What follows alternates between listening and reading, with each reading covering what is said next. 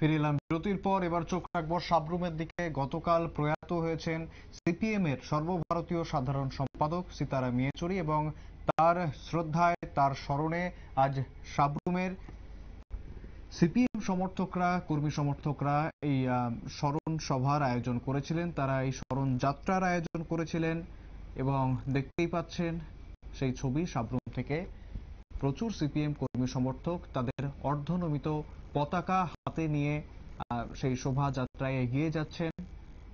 যেমনটা জানাচ্ছিলাম, গতকাল প্রয়াণ হয়েছে সিপিএম এর সর্বভারতীয় সাধারণ সম্পাদক সীতারাম ইয়েচুরির। 72 বছর বয়সে তিনি প্রাণ হারিয়েছেন। দিল্লির এইমসে ভর্তি ছিলেন ফুসফুসজনিত সংকটে। ফুসফুসের সংক্রমণ নিয়ে তিনি দিল্লি এইমসে ভর্তি ছিলেন এবং গতকাল 72 বছর বয়সে তার জীবনাবসান ঘটে এবং তারই স্মরণে আজ সাবরুমে সিপিএম এর কর্মী সমর্থকরা আজ এই র্যালি করেন।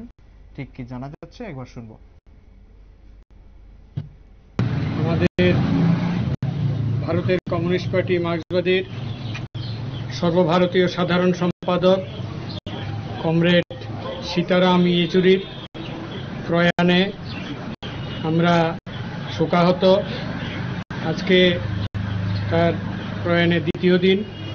আমরা সারা দেশের সঙ্গে, আমাদের রাজ্যের সাথে, আমাদের মহকুমা কেন্দ্রে আমরা আমাদের পার্টির সাধারণ সম্পাদকের প্রয়াণে আমরা শোক এবং শ্রদ্ধা জ্ঞাপন করেছি।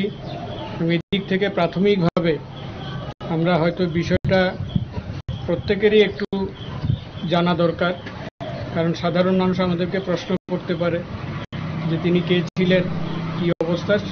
সংক্ষিপ্তভাবে কিছুটা আমাদের জানার জন্য বিষয়টা আলোচনা, বর্ধিত কিছু না। পরবর্তী সময় মহকুমা কমিটির আলোচনার মধ্যে দিয়ে আমরা শোক সভা হয়তো করব।